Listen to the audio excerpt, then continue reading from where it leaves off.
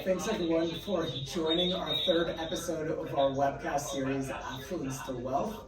I'm really excited for today's topic. It'll be a good one. It's about how to prepare your company for an exit and how to cash out $900,000 tax-free. My name is Sarmen. I will be your co-host. I'm also a partner here at P-Gate. With me, I've got Sahakian, and he's a managing partner and will also be your co-host for today. And we've got our special guest, John Cleveland. Iliffe. So, how are you guys today? Very well, thank you. Great.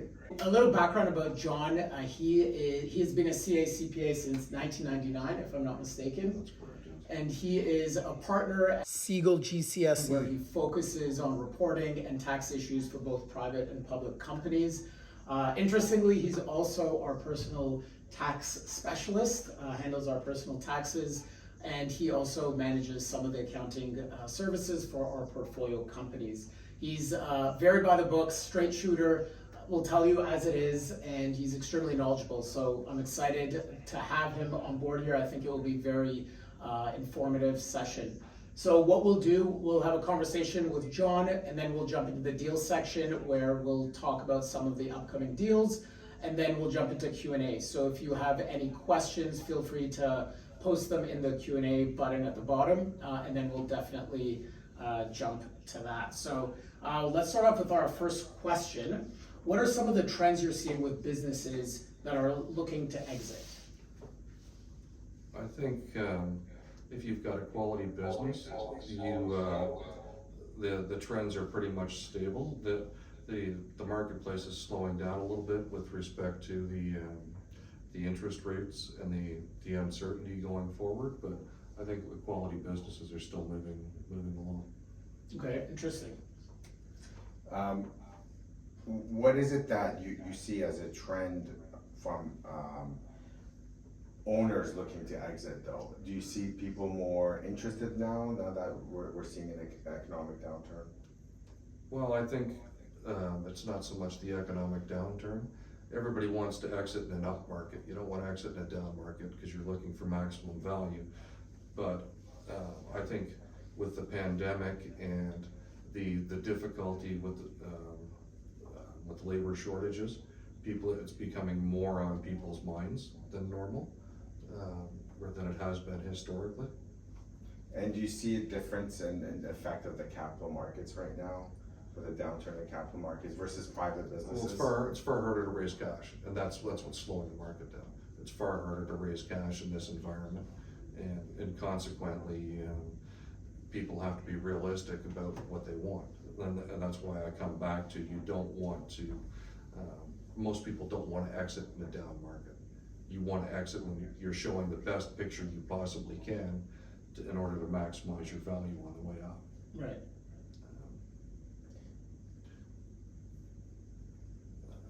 It's really exciting that you're here, because whatever we do, we look at small businesses, obviously, and there's a lot of tax advantages of investing in small businesses, and one of them is the lifetime capital gains exemption.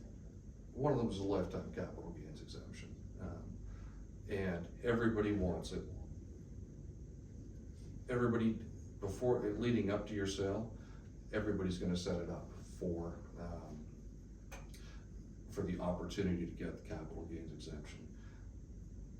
But there's an inherent conflict between the purchasers and the vendors. The vendors want to sell you shares in order to get their capital gains exemption. Right. Because it's 900 grand approximately, which translates to about $225,000, $230,000 worth of tax savings in your pocket. So that's pretty massive. It's significant. It's absolutely worth doing, and it's absolutely worth setting up, getting your company and your structure set up so that you're eligible for it. The flip side is purchasers generally are looking for asset purchases. To buy shares, you're buying the entire history of the company, good, bad, or otherwise.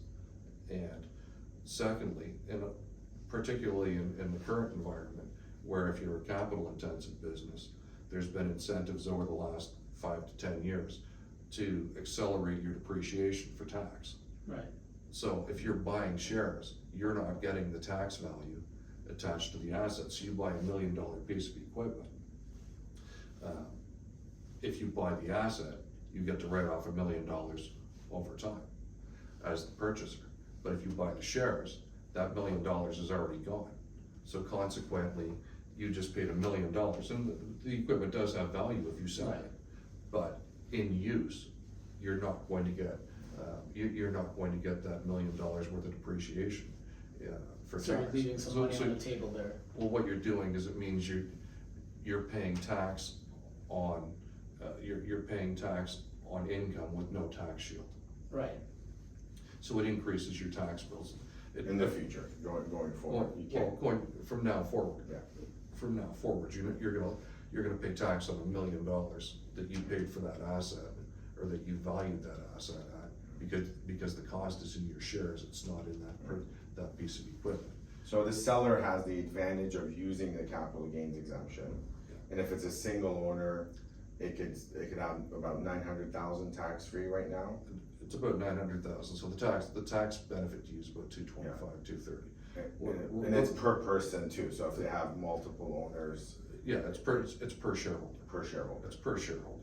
It's a part of the planning when you're doing this. And if you go back to the beginning, I always start by asking clients. We usually start talking to clients about this when they're about 50. Okay. Because it takes a while to figure out the plan, well, the exit plan. But I always start with a really simple question that everybody looks at me like I've got 3 heads. What do you sell? And it sounds very silly, but in a lot of cases, private business is really an extension of the owner. Yes. So you will have We see that. assets in there that aren't they're not unrelated to the business, but they may not be included in the part of the business you want to sell. And how often do you see that? So the point there is, you look at a business and it's really about the founder, owner. Well, when you're operating and when you're growing and building, when we do planning for the global picture of the company plus the shareholder. What gets you the overall global best tax result, best reporting result. And if you're growing, in a lot of cases, you're accumulating cash, you're to fund expansion. But if you're looking to exit, you're not necessarily trying to expand anymore. Right. So you want to make sure that those surplus assets, be it investments that you were holding with the intentions of using them for expansion, or alternatively, it's simply undistributed income because it was better on a global tax basis to leave the money behind and invest it in the company. So you want to take out the portfolio. You want to take out surplus working capital. Because if you show somebody a business and it's got $5 million of working capital, but you really only need 2, the purchaser's gonna want $5 million worth of working capital, that's what they see, okay? So you wanna take that out. Similarly, if you've got something like real estate, most people put real estate in different businesses. And they should, Well, you should, because it's got different commercial risk. Yeah. It's got different commercial risks, but in some cases, depending upon the situation, just keep in mind everybody's situation and how they got here is different. So you may end up with business like premises, you bought the building as you were going along, etc. It's in there. It may or may not be part of the sale, so maybe you want to take it out in advance. The other thing that pops up a lot is life insurance, because if you've been expanding and you've been using debt financing along the way, in a lot of cases the bank's looking for key man insurance. Right. So a lot of people will buy a universal product and have an investment portion as well as the term insurance. And you need to separate that. Well, generally, you want to pull that out. Yeah. You want to pull that out, but you want to pull it out with enough lead time that nobody realizes it was there. Yeah. Okay, because as I said, people see it there, they want it, they want to negotiate it into the price. So you just make sure it's not there. So you're essentially stripping out aspects that are core to the business versus what you're doing is you're positioning the business, excuse me, so that it's in its best positive light, okay? And it's only including the core attributes that you're trying to sell, the assets you're trying to sell. Okay. All right, and And one thing on the flip side, one thing we're seeing is business owners wanting an earnings multiple. You know, they make $1 million a year, you multiply that by whatever, 4 times, and that's the valuation. And I don't think they understand that that's the business on a going concern basis, but they also want to strip out everything, leave you zero in net assets. We've seen that. Can you explain the logic to that and just maybe? Well, you're trying to maximize value. As a vendor, you're trying to maximize value. But we see that as like selling a car and the keys are separate, like you can't run it without the keys. I think that would be kind of an extreme example, but at the same point, if you're the vendor, you're looking to maximize your proceeds, so you're going to negotiate. And what I always suggest to people is that you price it as if you're selling the assets. And if you get to sell the shares, you try and sell the shares, but you price it as if you're selling the assets. Because that way you've got a little bit of wiggle room. You can never, it's very difficult as the vendor to negotiate up. So you start high and you move back. Purchase up. Great advice. It's simply basic negotiation. And as a seller, what you're saying is that it's benefits to the seller to sell the shares. Yeah. Because they get the lifetime capital gains exemption. But then the buyer, from a risk point of view, it's better, and potentially from a tax point of view as well. Yeah, that's for assets. That's for the assets. That's for the assets, yes. There's obviously conflict in here. Yeah. You want to, as a purchaser, you want to pay the least amount of money. As a vendor, you're looking to maximize your way out. Yeah. So far on deals that are not asset based, we're actually offering purchase of shares. For us, we'll mitigate the risk from the legal point of view by doing a proper due diligence. And we've seen there's a big benefit, of course, as we've covered, that selling shares, they're essentially able to capitalize on the lifetime capital gains exemption, and we're seeing great feedback from vendors looking to sell. Yeah, especially minority. Right. So maybe that's our next question is, do you see, like what we're seeing in the market is, especially, so we're talking about small businesses here, small private businesses, under 50 employees. We see sellers thinking they could only sell 100 or 0 and not much in between. Do you see that, and why? 100% of the business? Well, people are looking at firm exits, but that's absolutely not necessarily the case. But in recent deals I've been involved with, it's been somewhere 80-85, and the advantage to the purchaser wants control, so it's not going to be 40 in most cases. At the same point, they also want the vendor to have a continued interest to ensure a smooth transition, and everybody's purpose is common. And that's our ideal scenario too, and you're de-risking the investment for the investor when you sell only 80 and you're sticking around, and you probably get a better valuation out of it. That's what. Unless you're an owner operator looking to do a roll up and acquire, but as you said, strategy wise, and we'll talk about one of the deals we're looking at is exactly that, is a minority share, and they love the idea because they didn't even know it was an option. They're just looking to sell the full business, but a lot, as you mentioned, maybe it's selling 80-85%. Not a lot of people are aware you can just sell 20-40%, still own some equity and cash out. And still use a capital gains. Exactly, yeah. Yeah, you don't have to sell altogether. No. Exactly, yeah. Well, another question, a big one, is what would you say are the top 3 things business owners can do to prepare for a company exit? You mentioned start early, 50s, of course that's one. Yeah, it's really position it. It's really position it such that it's a viable operation. Okay. And when I say a viable operation, I mean a viable operation excluding the owner. Okay. In order to sell the business, in most cases, entrepreneurs, they're very hands-on. They're very hands-on. Their day-to-day involvement is significant to the business. But if you wanna position it to sell it, you wanna build your bench strength. So you wanna make sure that your key functions, you have other people that can do it. So you're selling somebody a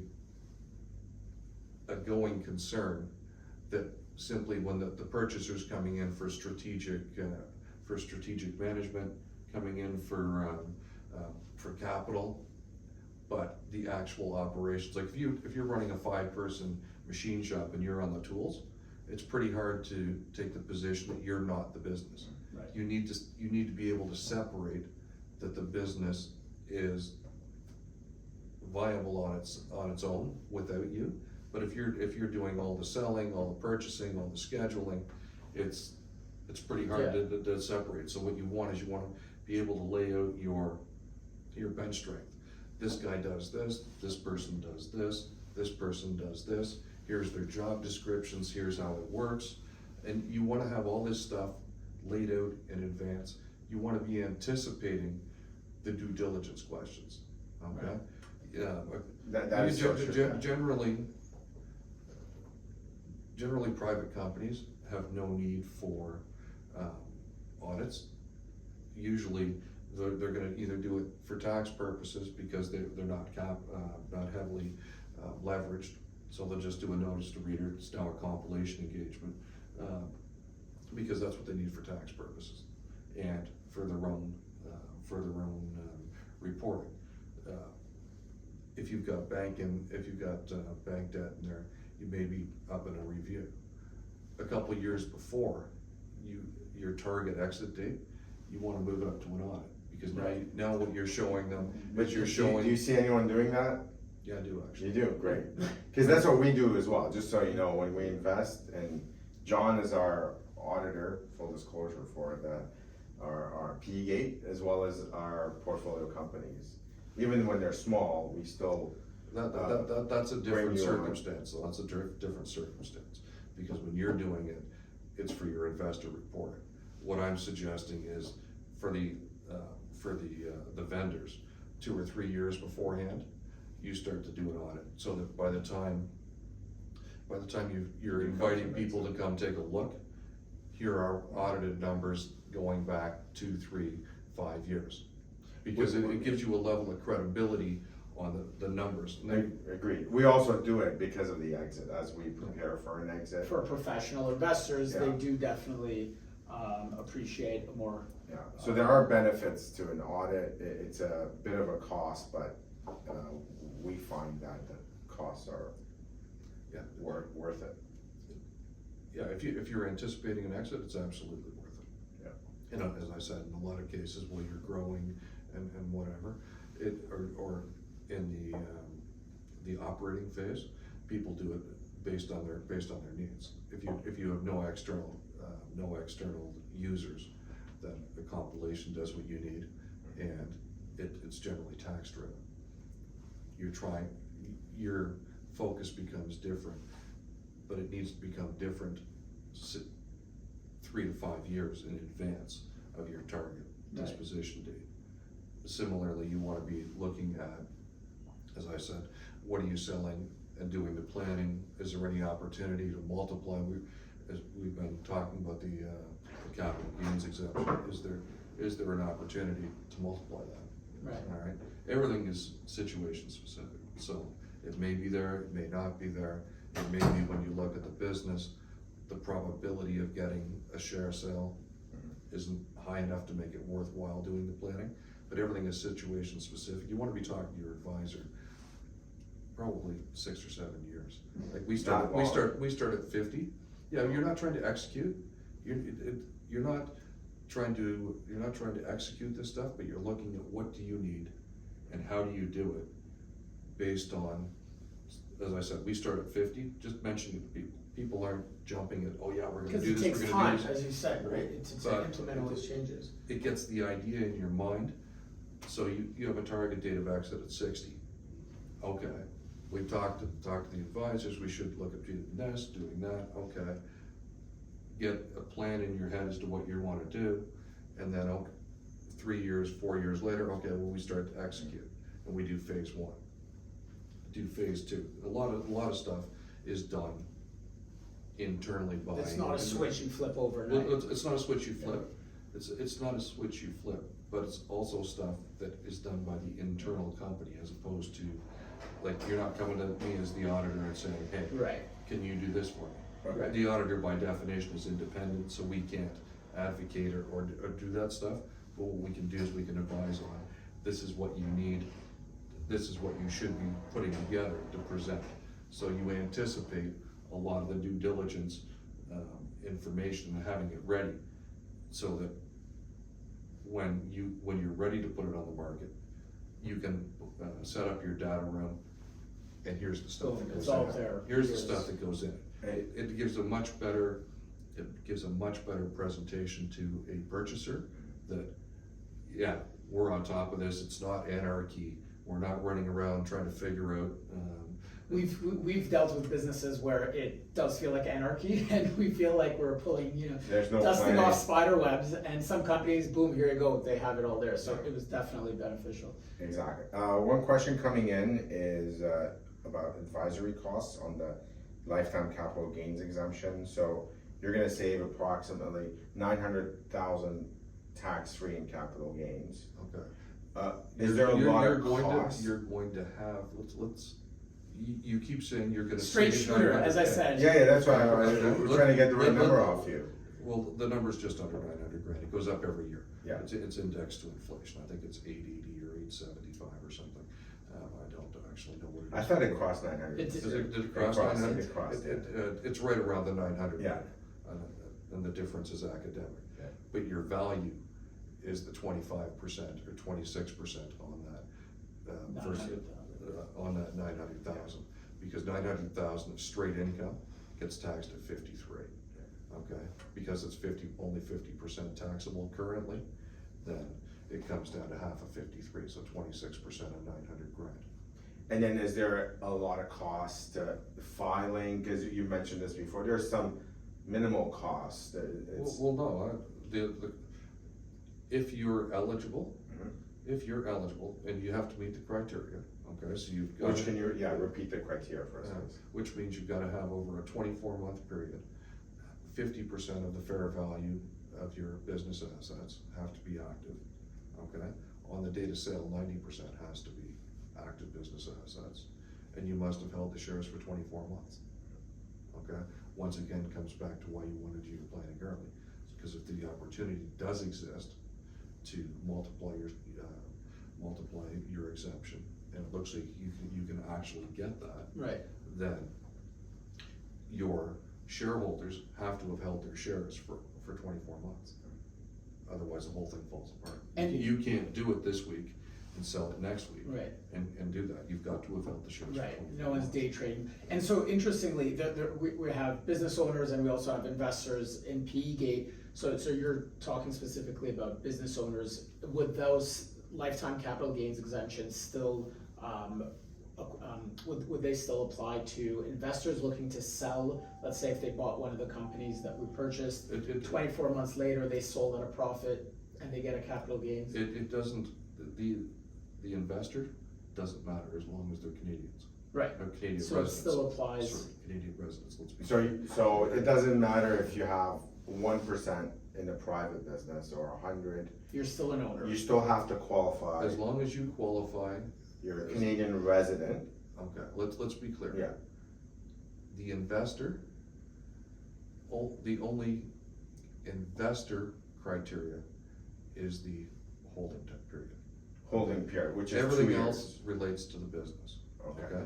So when we're talking about the 90%, 50% holding, or active business assets, that's the business. That's the business. So if your business qualifies, Which it okay, has to be an active business, meaning you're not investing in the stock market with no, the assets. it has to be an active. Active It business. has to be an active business, okay? So a holding company Gen- for real estate does not count. Not unless you've got more than 5 employees, Okay. okay? Well, let's not go down into. Yeah. Let's not Let's confuse not- things. Let's not go down the rabbit hole here, okay? The simple Straight thing, shooter. the simple thing is, if the business is considered to be an active business corp, then it will qualify, okay? If it meets the criteria. And once again, it's company specific, you've gotta look at it. To make a general statement, most businesses, most private companies are active business, most. Holding companies, passive, property companies, that sort of stuff would not be, but most companies, if they meet the asset tests, the 90 and the 50 probably would fit in, okay? From the point of view of the investor, it doesn't matter whether you own 1, 10, or 100%, okay? But what does matter is that you've owned it for 24 months, and you're a Canadian resident for tax purposes. Right. So our first portfolio company that we purchased we've now passed 24 months. If someone is looking to sell a certain percent of their holdings, then they would apply and get the capital gains exemption. Because we have a flow, so we use a special purpose vehicle that's the only asset it holds. Sole purpose. So it's a flow through. Can you explain, like, if you're gonna sell the entire company and you have a holding, you would, Sorry? so you're invested through a holding company and it has shares in the opco. You wouldn't normally do that, because your holding company, unless it is an empty shell, You have an empty shell. unless it's an empty shell, then you wouldn't do that, because you're not gonna have active business assets in there, okay? So the holding company probably wouldn't qualify. That would be the first problem. But the second problem is if you've got a holding company, companies are not eligible for the capital gains exemption. It's only individuals.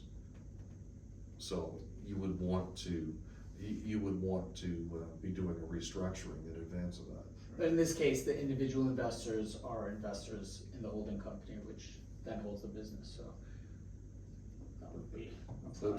That's a unique situation. Right. I'm gonna address it only because I know what the situation is. But for the viewers, it does work, and if you do own, we have a secondary market where you can sell shares. If you wait after 24 months, you do capture the lifetime capital gains exemption, to keep things simple for the viewers. Would you say yes or no? I told you, he's very by the books and says it as it is. In the instance that we're talking about, Yes, as I said, because I know what the situation is, yes, yes, that works. okay, I would not, under any circumstance, make that as a rule of thumb. Yeah, okay. it's not a rule of thumb, so every transaction is different, every holding company, so because he knows us in our structure, for us, the way we structure it, it works. And I just like to add, anything that John mentions is purely It's not advice, it's not advice, so do please consult with. Everybody, as I've said a couple times here, and I'll reiterate again, everything is situation specific.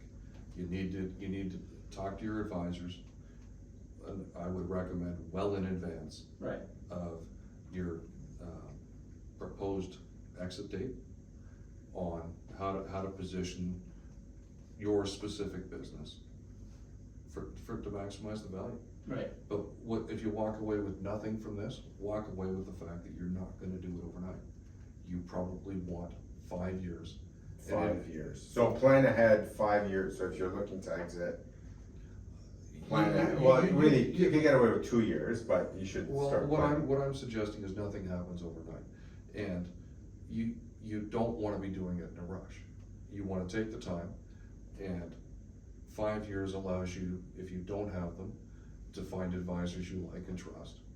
Secondly, it gives you time to adjust whatever structure is necessary, and build out the due diligence materials, so that you're ready when the time comes.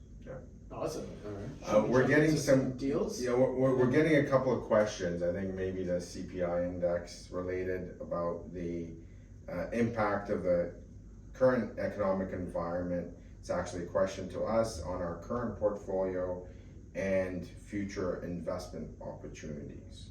So I think, yeah, so, inflation hurts everyone, and central banks are fighting it by raising interest rates. Obviously, we saw a lot of supply chain shortages, so the companies that we're holding, they're able to pass along a lot of these increase in prices. I think companies that we are, of course, watching very carefully are companies that have a lot of debt that will need to refinance and will be exposed to much higher rates and the ability to service those debts. So we are very aware of them.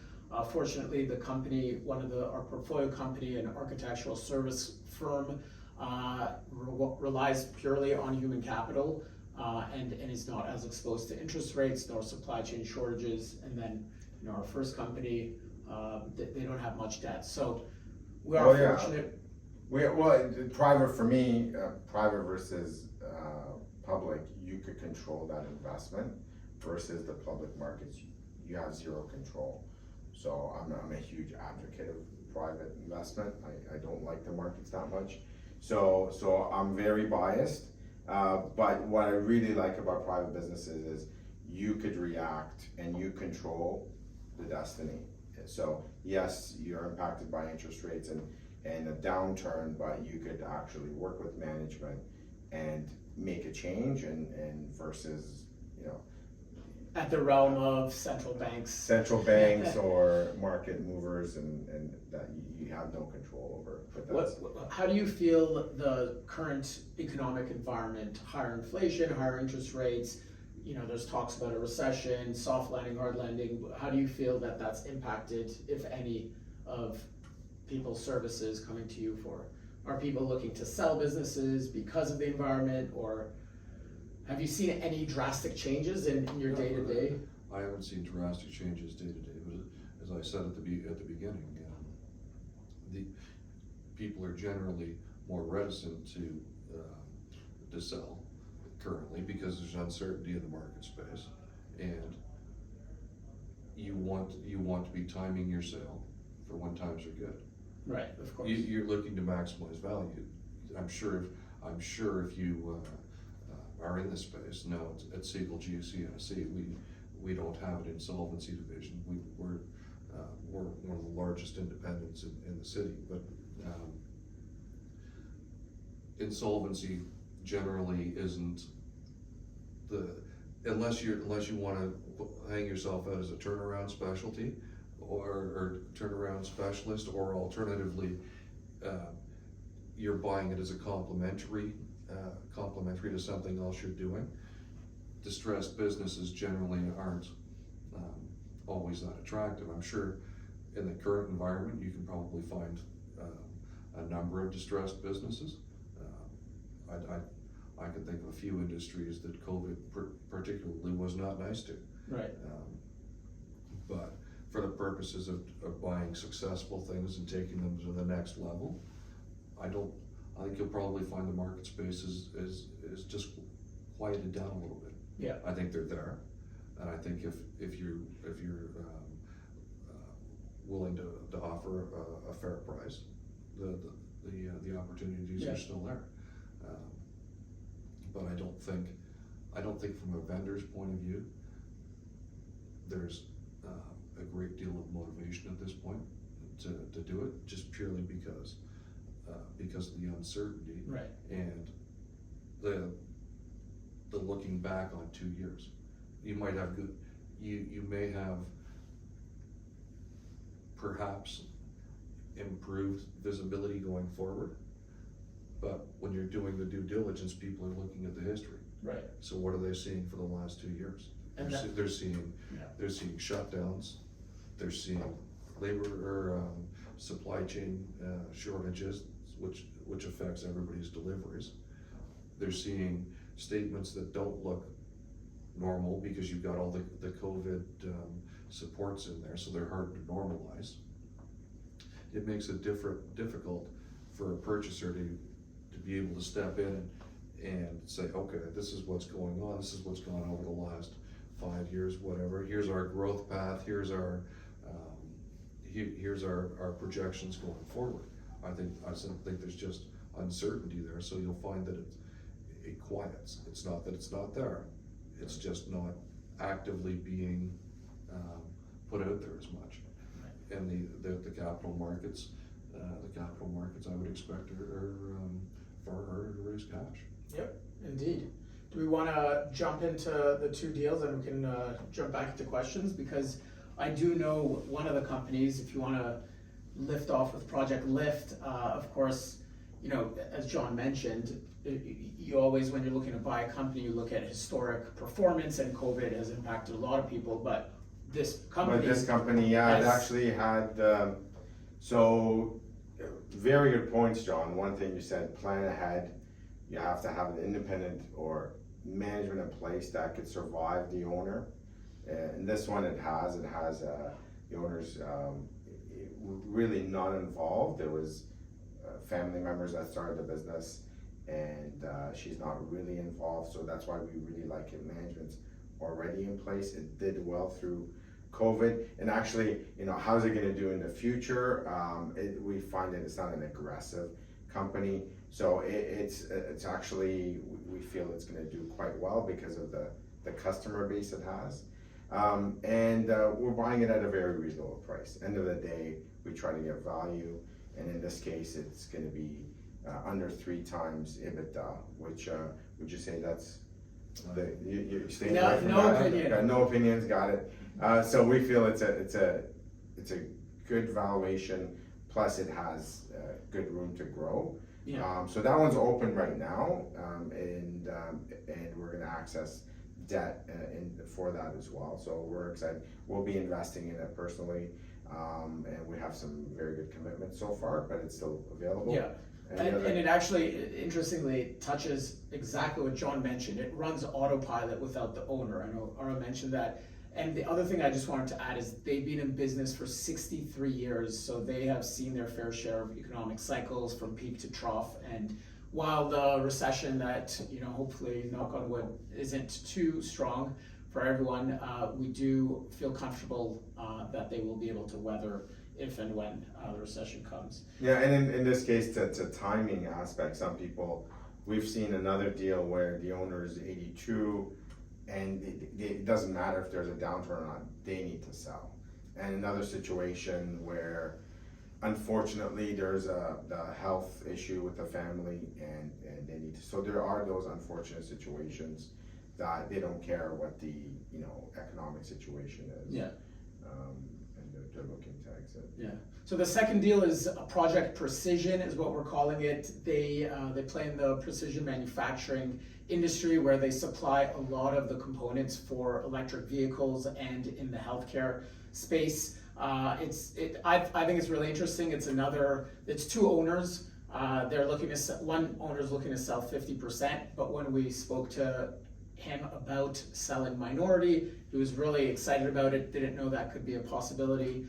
And we like it because the other owner is going to buy the other shares, or is looking to buy the other shares. So that allows a lot of the relationships, a lot of the contacts, and the know-how in the business to stay within the firm. So that'll be an interesting one. Yeah. Is there any other questions? I'm logged off. I'm logged off as well, Okay. but I did see one before I left.